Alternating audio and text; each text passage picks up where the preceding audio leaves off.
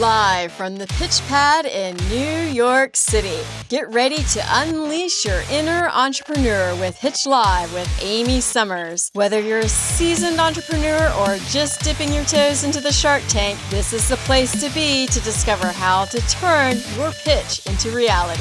Fasten your seatbelts, pitch stars, because the spotlight is on you and we are about to make success happen. On this episode of Pitch Live, first, I would remind people of their dignity and worth as a human being. Each person is made in the image and likeness of God. And so if a person says no to you, there's a temptation for that to carry in on your worth. That's really not where your worth is. With that knowledge, I would say, you have nothing to lose talking to somebody. Get ready for Pitch Live in 3, 2, 1. Welcome to Pitch Live. I'm your host, Amy Summers, founder and president of Pitch Publicity and Anisi Vox. I'm also a hardworking entrepreneur who is passionate about helping you reach success in any area of your life. And I know this is possible after decades of experience in perfecting the pitch and enhancing communication skills, which is why I'm here today and joined by Salem Farmand, who is a former and forever pitch star, having interned with us at Pitch Publicity starting in fall of 2021 and through September of 2022. Now, Salem, before I share the details of your background, I want to do a quick fire round of questions with you so our audience can get a feel who you are without the full introduction. He does not know about this, everybody, so this is totally impromptu. So I'm going to ask a few questions. I'm going to give you 2 choices to answer. Don't think about it. Just give me your first reaction. All right? Got it. Are you ready? I'm ready. Here we go. Florida or New York? Florida. Pizza or burgers? Pizza. In New York. Rap or worship music? Worship music. Greece or Italy? Never been to Italy. Went to Greece for my honeymoon. Okay, so Greece it is. Piano or guitar? Guitar. All right. While Salem was attending the University of Florida, he was very involved with the Fellowship of Catholic University Students and the Catholic Gators. He graduated from the University of Florida in 2022, receiving a bachelor's degree in public relations with a focus in business, and then very soon after that landed a role in development as a campaign manager for the Roman Catholic Archdiocese of New York. He currently lives in New York City.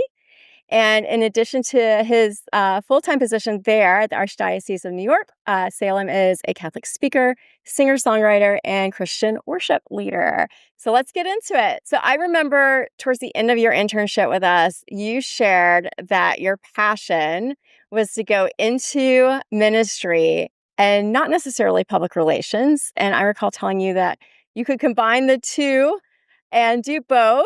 At what point in your college journey did you decide you wanted to go into ministry? Yeah, I think during my junior year, as I was growing in my faith and growing in community with people, I really started to develop just a very focused relationship with Jesus. And I think going from my junior year to my senior year, and I was trying to figure out what I wanted to do for the rest of my life, and mission became an option, ministry became an option, but also normal career paths opened up. It was just then, as things were culminating, I was ready my senior year to be okay, in some way, shape, or form, I want to go into ministry. It doesn't mean it has to be full time, but I was just also I was both open and determined, because ministry, really, God is the one who makes success happen.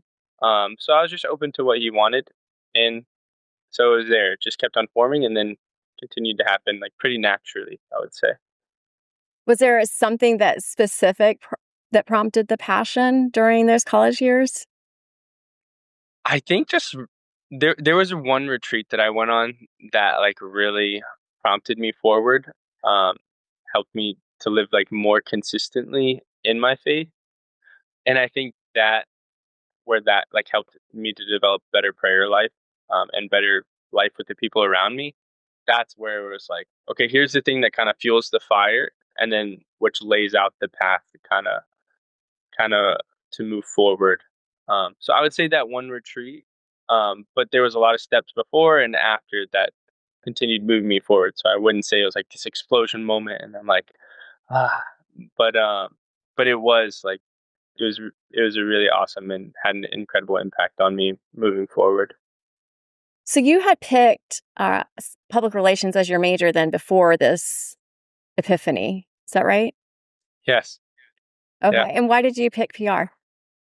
yeah. I think PR. I knew at some point I wanted to reach people on a wider scale, and I didn't know what major could help me do that the best. So when I was looking into public relations and I was talking to PR experts, and then I had a few good professors at my former school at University of West Florida, and it kind of just kept adding up. And I was like, okay, I think if I'm going to be on a path where I'm going to have a lot of options, a lot of the time, I feel like PR is the one that will give me the greatest success as I'm continuing to learn how to narrow down what I want to do and what I'm called to do. It sounds like you were being called even before you knew you were being called. So Yeah, it's a great. there's actually a funny like side thing when I was like, is PR supposed to be my major? In my textbook at the University of Florida, it was talking about how St. Paul was actually like the first PR expert for Christianity, and I was like, huh, I never thought of it that way. So That's amazing. Yeah, I mean, obviously they had to get the word out, right? yeah, yeah, he did.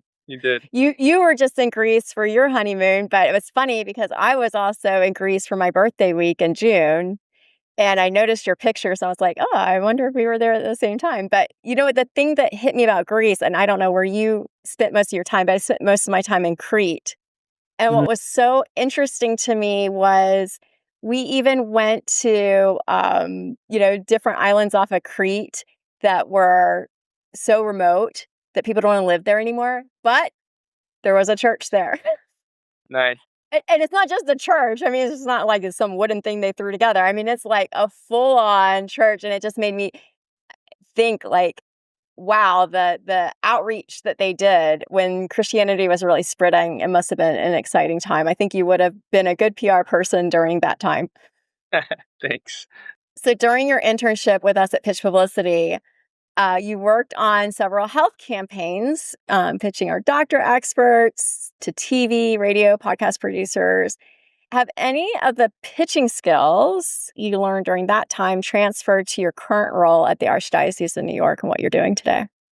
Definitely. I'll say one one a big thing that we talk about at the Archdiocese is phone calls.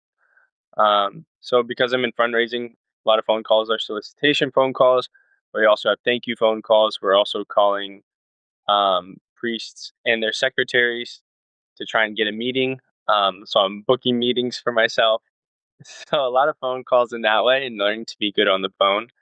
I would also say learning how to connect with the person so that you can also get your foot in the door and talk about what's important. I think that's what pitching is all about, is finding a way to get in and then finding a way to articulate well and quickly like what is important and being able to meet a person where they're at. And then that's where media steps in, is you encounter a person in whatever interview you're doing.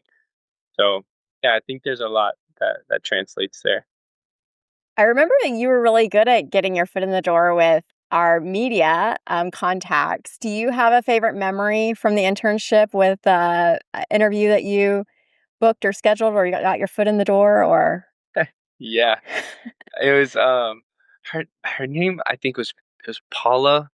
Um she's in California. I just remember I Yeah. had such a good connection with this woman, like, and we would like start to like just like have like normal conversations, and it wasn't even just business anymore. Because she had just a lot of cool background. She was cool to learn about herself. Um and she was interested in like the things that I was doing and having to say, as far as like where I was going, what I was doing, what my experience was, and it also made like just a great connection for the work I was doing. So Paula, I forgot her last name.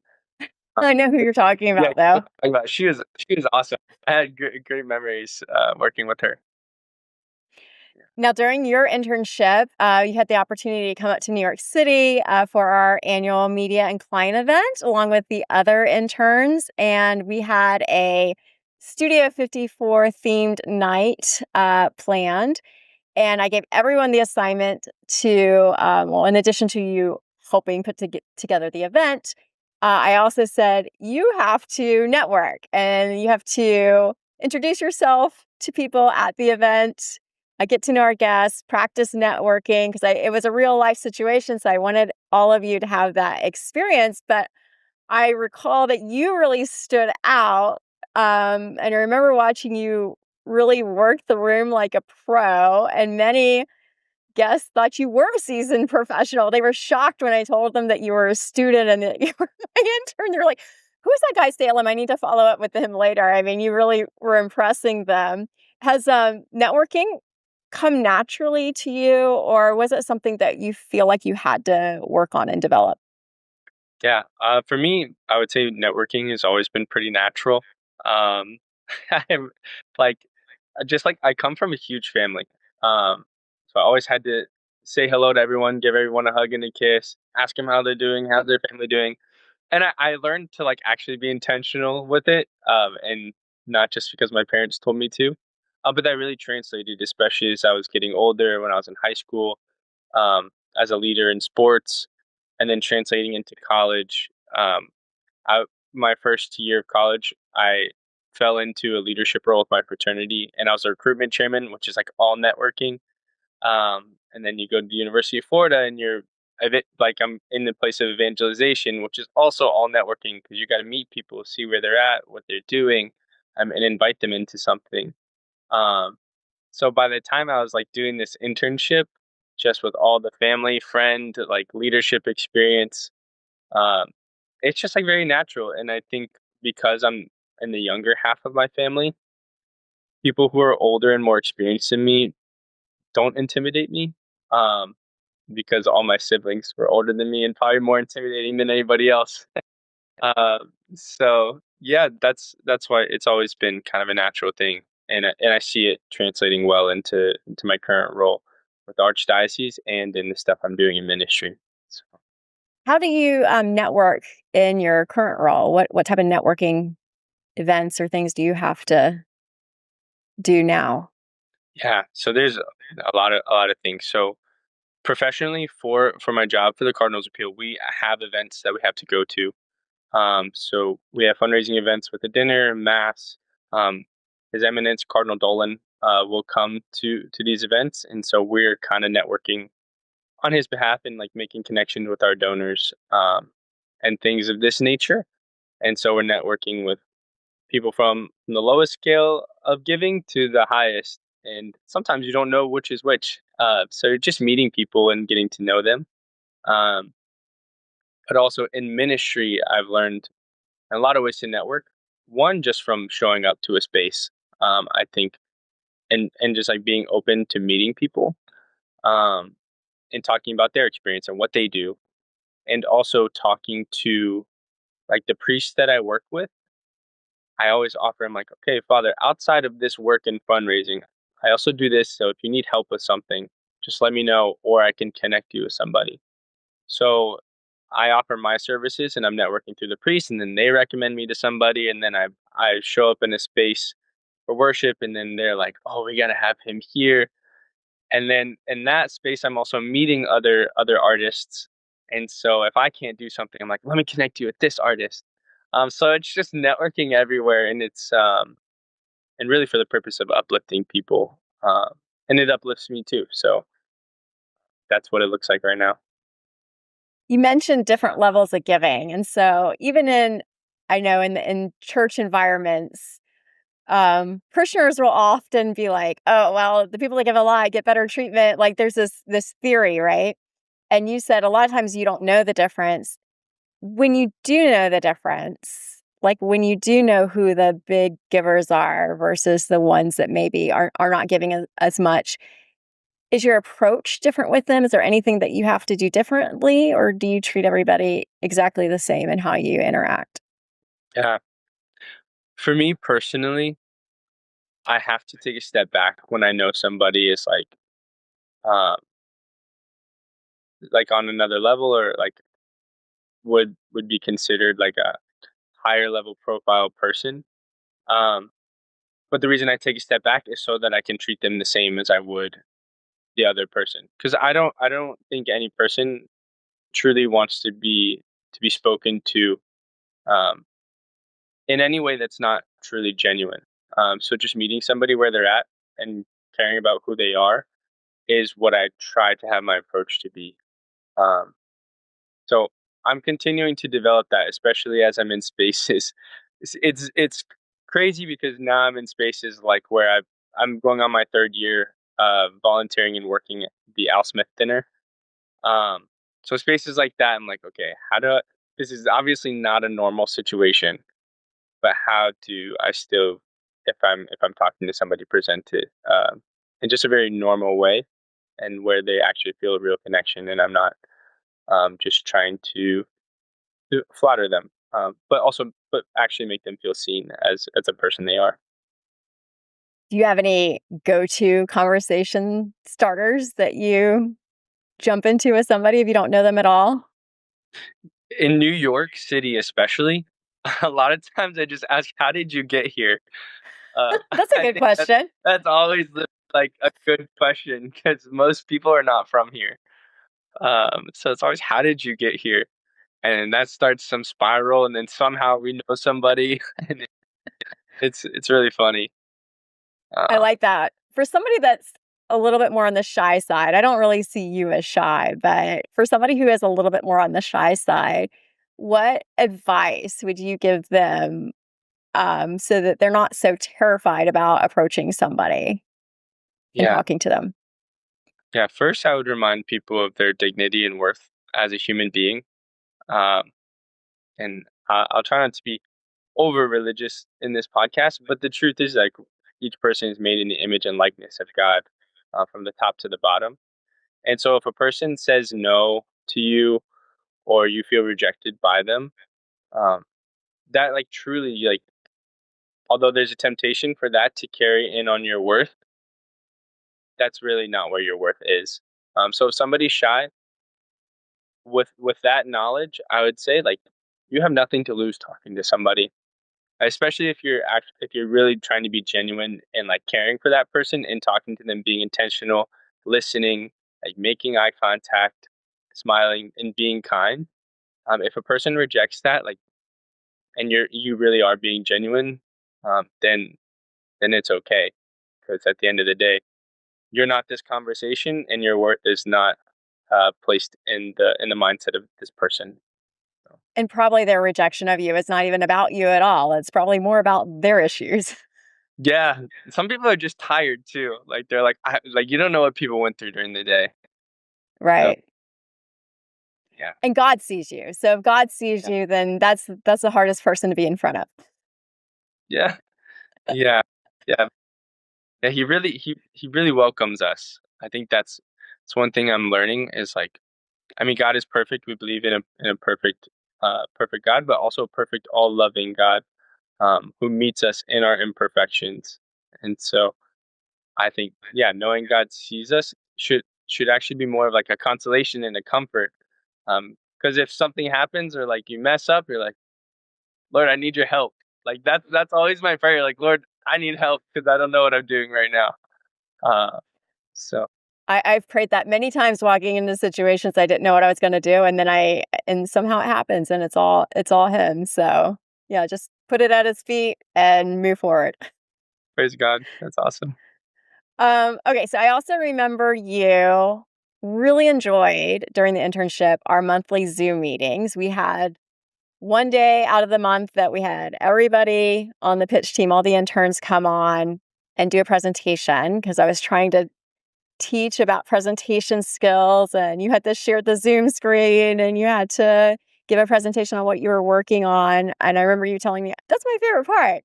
So I want to know, now that you've been in your career for a little bit, how did presenting each month help you in your current role? Did that give you a head start on anything, having that practice?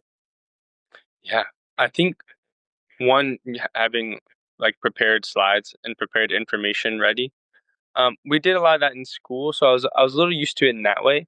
But in the setting of like having to give a presentation online is something I was not used to, and I think like that's something we still do. Like we have Zoom meetings, we have team meetings, we have like phone calls with our donors and priests.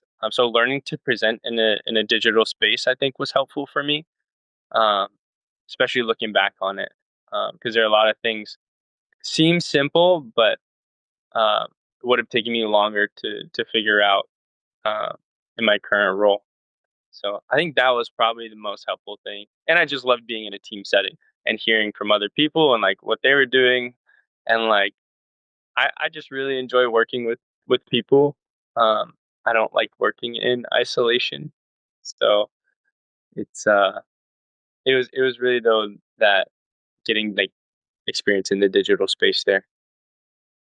Did you learn anything from any of their team members? Do you remember or recall anything that you're like, oh, I'm gonna do that next time? Did you pick up I anything? I remember Mo doing something, Maureen, doing some things like where her in her presentations of just like visuals and like the way she was organized. I was like, oh, I could probably be a little more organized, add some like better visuals, graphics, um, just be a little more creative. I think also learning to be because I'm a creative person, but I can also be type A when it comes to like trying to be efficient. So I think one like really good thing about pitch publicity was learning to be more creative in what could be a type A environment, with like the phone calls and like keeping everything like this. Because I can tend to compartmentalize like my creativeness, like songwriting and singing and stuff is like over here, and then like all the work stuff's over here.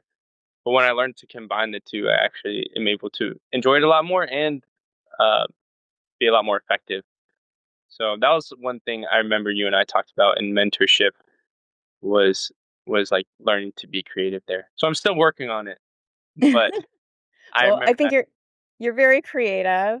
Um, I know that you're also you say you're a Catholic speaker. Can you tell everyone what a Catholic speaker is? Yeah, basically a Catholic speaker. Um, in some sense, it's like any other speaker where I mean, you get booked in the pitch language. You get booked to give a talk or a keynote or a witness on something. But really, the intentionality behind saying I'm a Catholic speaker is because I would be speaking on a multitude of like Catholic topics, which could translate into Protestant sections or information could also resonate with anybody at points. Um, but really, like you're going into Catholic topics, Catholic settings, and the goal is to build up the church, to build up the people around you, and to build up yourself, but this all flowing from intimacy and relationship with Jesus himself. So yeah, if a Catholic speaker is ever speaking on their own and only on their own, they're probably not doing a great job. Uh, Okay. yeah, always with Christ. I've always recognized that when you put like a pastor, preacher, you know, next to a CEO and they do a speech like back to back, the pastor, the preacher, they're always 1,000% better. And I think it's just because it's part of their job, right? They have to give a big sermon every single week. So, and I think that they're great storytellers too. Hmm. And I think the hardest part always for people when they're preparing a presentation or speech is you got to catch people like right at the beginning, because if you don't catch them, then they're gone. And then you got to end it with something big. So I wanted to ask you, uh, how do you grab the audience attention at the beginning, and how do you inspire them to take action by the end? Yeah, yeah, yeah. Um, I like to start and begin with an invitation. Um, so either an invitation to prayer or an invitation, like a renewed invitation to invite Christ into their lives in a certain way, or prompting there. So invitation is important. Two, like practical things, your voice projection, being animated. I think it's really fun to be able to be animated and sometimes make sound effects I'm telling a story, and I'm like, and I was like, and when I say that, it's blowing into the microphone where it's like you're describing a situation and you're able to provide visuals and like audio, like kind of stimulation there. So providing these things and being animated, telling a story, and also being genuine. I think a lot of people grow up and they're so focused on the words that they're saying that they forget like where it comes from. So being able to just speak from an honest place, and then it feels like a conversation. Um, so whether you're talking to one person, five people, or 5,000 people, if you're able to speak honestly, and it feels like a conversation, then that's also what captures people. I would say. So yeah, the invitation, the sound effects, mixing in a little bit of humor. Um, but but How do yeah, you how do you get them to take action at the end? What is your I what is do a call your and response a lot of times. Okay. Call and response. So uh, yeah, I'll leave that for whatever talk it is. But I usually ask a question and I ask for an audible response from the crowd. And it's not like "Are you happy to be here?" Yeah, it's usually like, "No, I'm asking you an intentional question and I need you to answer it like now." And if the answer is no, then don't answer. But if you want to say yes, then say yes. Um, so yeah, that's where. And then I usually finish with a prayer, just to like kind of like we talk about things and we talk about God. So obviously, like I think it needs to be rooted in prayer. So that's usually how it finishes. All right, so let's talk a little bit about the environment of the career path you've chosen. A lot of corporate environments can be cutthroat, competitive. What's it like working in a ministry role? Is it more nurturing? Are there a lot of healthy relationships, or can it also be similar to other businesses where um, it might be a little competitive and a little uncomfortable sometimes? Is it easy to get disappointed going into ministry, coming in with the wrong mindset, or what is it like? Yeah. So with this question, I would also separate like what what direct ministry is versus like my role at the Archdiocese as a fundraiser. Um, so I think in ministry, first, like there can be a temptation to comparison. Um, but I think that's more of like a personal struggle. I think people end up having in ministry settings. Um, so for that, if that's something you're able to overcome and to like actually rejoice in people's gifts and like what they bring to the table, and you and build relationships there, I found ministry to just be like very life giving because I receive a lot from like people around me who I know are like very talented and like gifted in ways that are different than me, and I'm like, oh wow, like I just get to appreciate them and like receive like their gifts. Uh, as far as my work in the Archdiocese in a fundraising role, I think it can be more corporate. My work is to support ministries within the Archdiocese and the like operating needs of the Archdiocese, but it can be more corporate at times because you're working with money and you're working in systems that um, also aren't totally figured out. So you're continuing to learn and adjust. Um, and at times it can be, I could see like the cutthroat nature of like competing with other organizations, even within the building. Because the Cardinals Appeal is not the only fundraising entity in the Archdiocese. So then you can have competing organizations within. So the goal is you want to build unity around what you're doing because we're one church. Like the Catholic Church is one church, and so it's like learning. Okay, how do you do that? And in some sense, how do you come away from a corporate mindset? In a lot of these ways, where it could be detrimental to the work that we're doing when our work is supposed to be uniting 2.8 million people across the Archdiocese. Uh, and so, how do we do that just from within the office, where there is tension, where there is disagreements, where there is like, okay, what is this? What does this piece of marketing look like? What does this phone call look like? What does this report look like? And it's like everybody has an opinion. Um, like, how do you get things done together? and in a way that also is focusing on the mission that we're doing. So I think that can be tough too, is because of what's the corporate nature of what we do, is um, remembering what the mission is and like what we're actually working for and who we're working for. So, uh, And the human yeah, factor, because we're all human yeah, at yeah, the end of we're the all, day yeah, and yeah, not perfect. Even if you go work for God, it's we're still true. human. It's true. So, Well, I've really enjoyed the mentorship aspect of our relationship that grew during your time in our internship that you've mentioned even a little bit today on the podcast. In your in your current role, in either role of your ministry work or working at the Archdiocese, is mentorship something that's built in, or do you have to still actively seek that? yeah. For my current role, kind of in both situations, I have to seek out mentorship.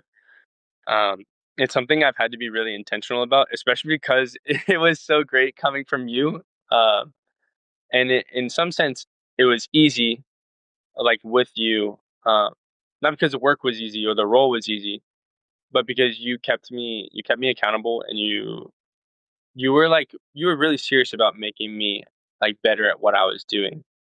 Um, so I think in the Archdiocese, so many people are doing so many different things, and that mentorship piece uh, can fall to the side. So recently, I've actually started working with a mentor in my job at the Archdiocese, who's been really intentional.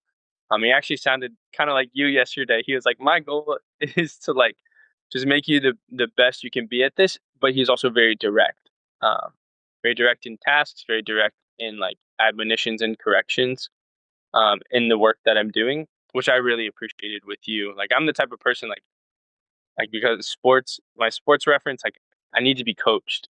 I'll do my best. I'll work hard. But if my coach is not coaching me, I I could get a little lost because I have the team mindset. Like I don't want to just be doing things individually because just not what my life has ever been. Um, so yeah, having that now, it's growing. It's growing. Well, I'm glad you have a Amy at the Archdiocese now, an Amy clone Yeah, guiding you. That makes me feel good, yeah. and Amy's name. I'm glad you sought it out too. Yeah, Did you seek out this specific relationship, or did this person come to you? both. I would say over time, I was just kind of learning from him. Um, and I Did you kind of ask him specifically, or how did you make it an official relationship in case somebody yeah, wanted to know how to do it? yeah. I was doing one-on-ones with my supervisor, and then I saw that there was greater need for mentorship in my one-on-one meetings. And I know another person had a really good experience with the person who's currently mentoring me. So I just asked them. I was like, "Hey, would it be possible for me to switch over to you, and to meet once a week instead of like every other week?" Um, and we talked about it. He talked to my supervisor, and so it was kind of both. The relationship was building, and then I was like, okay, I think I need this change for me here now. Uh, so That's great. Well, we're going to be wrapping up soon, but I do want to talk about your music career that's exploding on Spotify and Apple Music. Can you tell me a little bit about your music career and how is it separate than what you're doing professionally, or how does it align? yeah, um, my music was always kind of a hobby. It wasn't until I got here that I really had the opportunity to record and to promote some things. Um, so it's separate from the things I do in ministry in that I'm not like recording my music and writing music for ministry, but if it fits in, I'll throw it in there. So my music on Spotify and stuff is really to put out uh, the things that people told me like they wanted to hear. And I don't mean that I'm writing music because people want to hear it, but I write music personally. It's like a way I process and pray, and I'll play it for people, and they're like, "Oh, I want to listen to this more." So it really came as like I'm recording to be able to hear it myself, but also to give it to the people who requested it. Um, And now some things have been like popping up more for change. My family is I've Christian family from Palestine, and so coming out with the song about peace in the war, and talking about the difficult things I came out with last year, um, in late October, and just in the wake of things. And so that was a way to like hopefully unite people and make people feel seen, in a space that's hard to be seen and to understand, on a multitude of levels. So there's a lot of different functions for my music. A lot of it is like personal processing, but also just sharing a part of myself with people. And then in ministry settings, in places where I'm leading worship, like if my song fits into what I'm doing, I'll play it, uh, and hopefully it blesses people. That's amazing. Yes, I listened to that song, by the way. And so if anyone's interested, they should go. For sure, you can see it on Instagram because I think you have it highlighted on your page at Salem Farmand Music. That was a really good song because your background is Palestinian and Lebanese, right? Hmm. And I remember you started off the song by saying that you were so upset about what was going on with the conflict that you didn't know how to put it in words, so you put it in a song. How has writing music helped you become a better communicator? Yeah, you could ask my wife this question too. Uh, there's a lot of times where I really don't know how to articulate what I'm feeling. So I put it in a song, or I receive it in a song. Especially when I have difficult feelings, I've noticed I'll start writing like a really sad or like an angsty song, and then by the time I get like kind of to the mid part or the end, I'm like it's starting to turn like happy, and you're starting to see the tide turn, and like I'm seeing a resolution. Um, so a lot of it is like just processing like the heaviness of life, and getting to a point where I'm like, okay, it's not actually that bad. My life's not falling apart. Like things are fine, and um like I do believe in a God who like loves me and is caring for me and watching out for me, and I'm surrounded by blessing, like my wife, like my family, my friends, like um but it's really easy sometimes for me to just get stuck in my head. Uh so music takes me out of that really, and it becomes like in a sense like a love language, like with God, like for me. It's like It this way of communicating. Music always diffuses things too. Like if I'm really like intense or upset about something, I'll just listen to anything that kind of calms me down and suddenly I'm in a good mood. Hmm. Hmm. It's amazing. Amazing. Well, that's a great tip for anybody that's in an argument right now with their significant other. Just write a song. Yeah.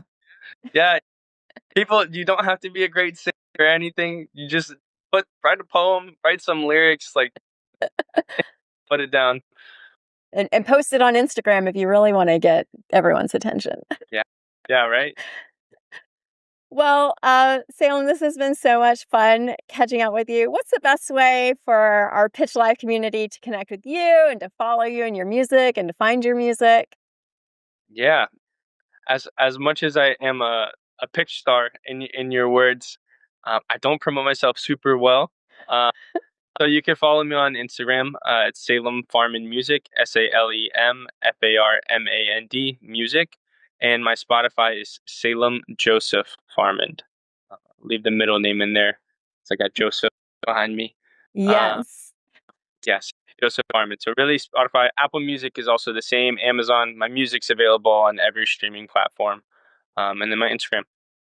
So All right. Well, Salem, thank you so much for joining us today. I know you have inspired so many people with your career journey and really fusing your passion for both communication and also the ministry. I think it's really incredible what you've ended up doing. And I mean, right after school, you went straight to the top of the Catholic world and you're working here at the Archdiocese in New York. And I'm just so impressed with that. So be sure to follow Salem, so you can keep up with with everything he's doing. Listen to his music. He's on Spotify and Apple. We're gonna have all of this in our show notes for you. And thank you for joining us on this episode of Pitch Live with Amy Summers. Be sure to hit that subscribe button and give us a rating or review. Your feedback helps us plan future episodes. I hope that you were inspired today by Salem and that you get out there, you talk to somebody you don't know, you write a song to someone that you're having an argument with, but most importantly, that you advocate for yourself to make success happen. As a bonus, join us at enisivox.com where you can get motivated, hone your communication skills, and binge as much mentorship as you want whenever you need it. The link's going to be in the show notes with all of my social media handles and Salem's. So let's continue to stay connected. And until next time, MSH. Thanks, Salem. Thank you, Amy.